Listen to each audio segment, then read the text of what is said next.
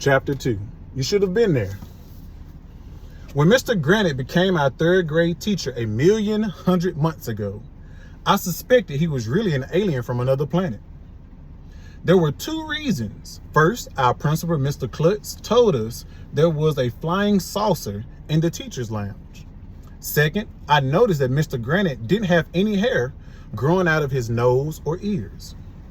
My dad has hair growing out of his nose and ears. He even has a little machine he sticks in his nose and ears every few days so that he can give himself a little haircut in there. All men have to trim their nose and ear hairs. It's the first rule of being a man.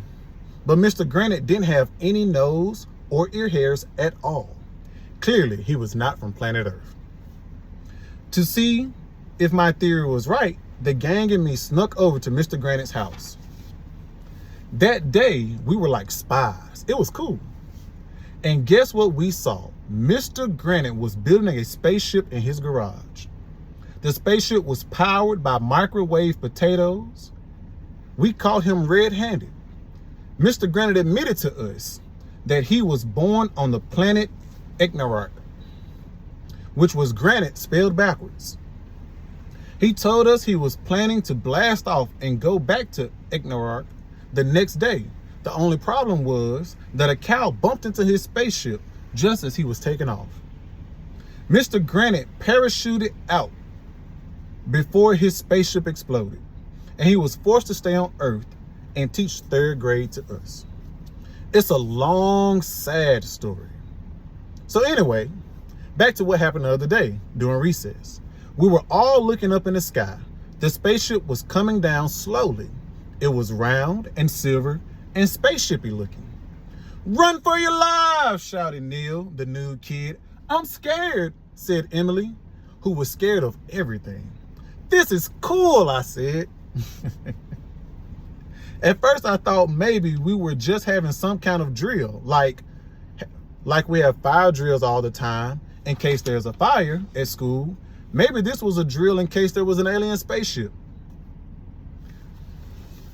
An alien spaceship coming to take over the Earth. But it wasn't a drill, it was the real thing. A spaceship was about to land in the playground. You should have been there.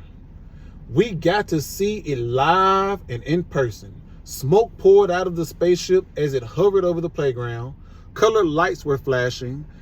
There was a weird humming sound. The spaceship touched down gently.